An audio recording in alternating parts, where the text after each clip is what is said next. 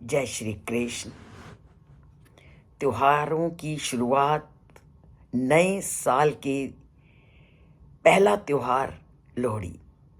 हर साल इस त्योहार को हम मनाते हैं और रेवड़ी, मूंगफली और पॉपकॉर्न के द्वारा अग्नि की पूजा करते हैं और बड़ी खुशी के साथ अग्नि देवता को इन चीज़ों को समर्पित करते हैं। पर कभी हमने सोचा कि इस त्योहार को मनाने के पीछे कारण क्या है, या इस त्योहार में हम क्यों रेवड़ी, मूंगफली और फुल्ले इत्यादि की माध्यम से उस अग्नि देवता को समर्पित करते हैं। सबसे पहले तो ये त्योहार जुड़ा है हमारी फसलों से। ये त्योहार जुड़ा है हमारे मौसम से। एक मौसम के बाद दूसरे मौसम के आने की सूचना देता है ये त्योहार। सर्दी की समाप्ति की सूचना देता है और वसंत के आगमन की प्रतीक माना जाता है।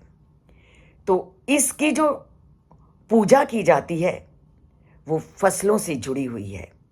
फसल के मौसम से जुड़ा हुआ है ये लोहड़ी का त्योहार।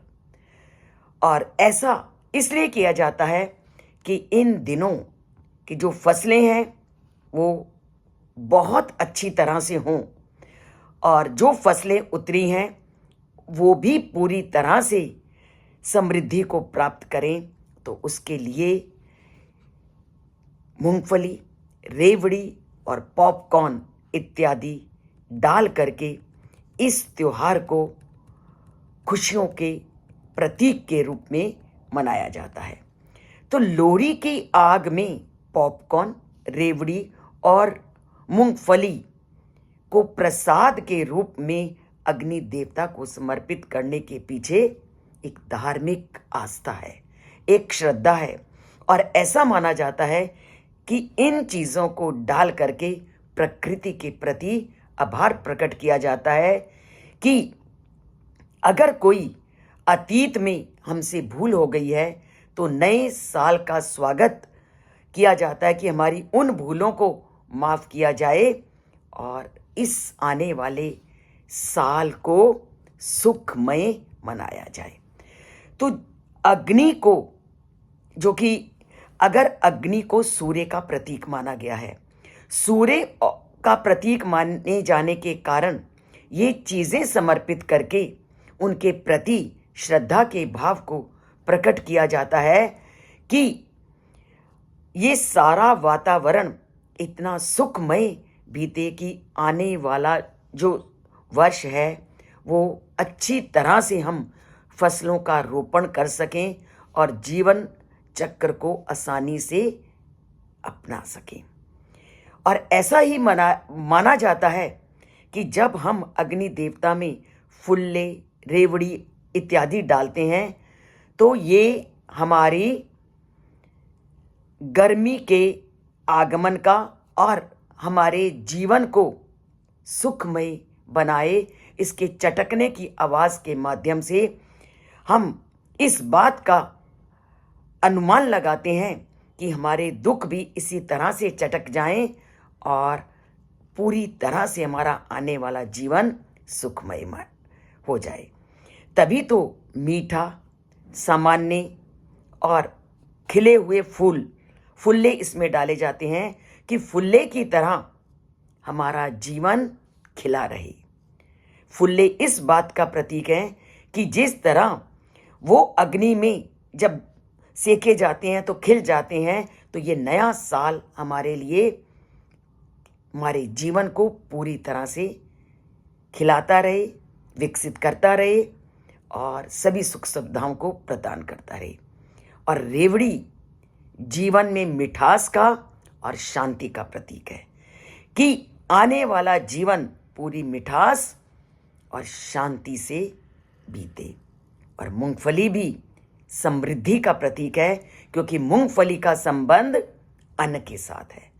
अगर अन्न पूरी तरह से होगा तो अपने आप सारी समृद्धियाँ, सभी सुख व्यक्ति को प्राप्त होंगे।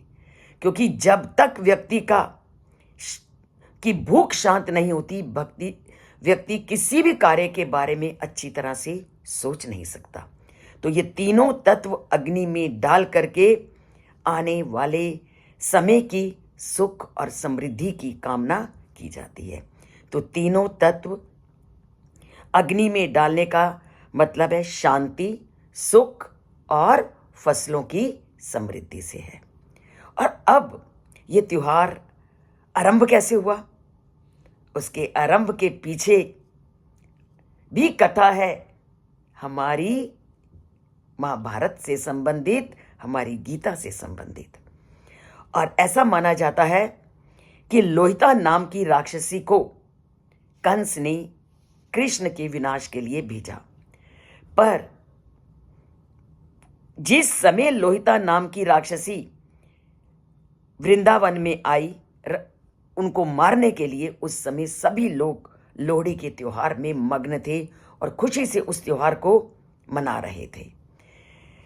और उस समय वो आई थी श्री कृष्ण जी का नाश करने, पर श्री कृष्ण जी ने उल्टा उस लोहिता नामक राक्षस का नाश करके वृंदावन को खुशियों से परिपूर्ण कर दिया।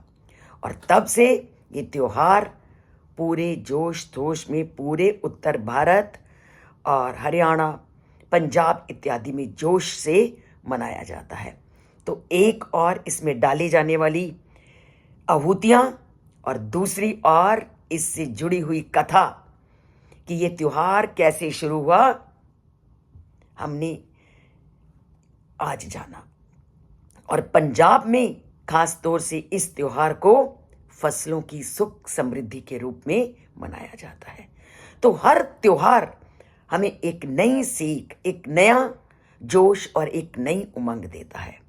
और ये त्योहार नवविवाहित जोड़े और उनके माध्यम से उत्पन्न होने वाली संतान अर्थात परिवार तभी पूर्ण होता है जब उसके घर में संतान का जन्म होता है। इसलिए संतान की खुशी के रूप में और नवविवाहित जोड़े का जीवन खुशियों से परिपूर्ण हो, तो उनके लिए भी हम इस त्योहार को मनाते हैं। तो सबको लोहड़ी की बहुत शुभकामनाएं। सभी इस त्योहार को अग्नि में समर्पित करते हुए मूंगफली, रेवड़ी इत्यादि को डालकर अपनी अग्नि देवता को प्रसन्न करके उस परमात्मा से दुखों के नाश के लिए और सुखों को प्राप्त करें। यही मेरी लोहड़ी के त्योहार की सभी के लिए शुभकामनाएं हैं। और उस परमपिता परमात्मा से मैं प्रार्थना करती हूँ कि सबके कष्टों को लोहड़ी की इस आग में जला करके, सबके दुर्विचारों को लोहड़ी की इस आग में भस्म कर दें और उनके विचारों को फूलों की तरह खिलाएं, अच्छे विचारों से युक्त करें। यही आज का उद्देश्य है। तो करते हैं ये प्रतिज्ञा कि बुरे विचारों को अग्नि में भस्मसात करते हैं और नए विचारों, नई विचारधारा को लेकर के आने वाले साल को सुखमय और सुंदर बनाते हैं। और फूलों की तरह और रेवड़ी की मिठास को लेकर और मूंगफली की तरह समृद्धि को लेकर के अपने जीवन को इन्हीं तीनों तत्वों से विकसित करते हैं। तो बोलते हैं जय श्री कृष्ण और लोहड़ी के त्योहार की खुशियों को भंगड़े और मस्ती से झूमते हुए मनाते हैं। और चैनल से जुड़ते हैं और सब्सक्राइब नहीं किया तो सब्सक्राइब करते हैं। जय श्री कृष्ण।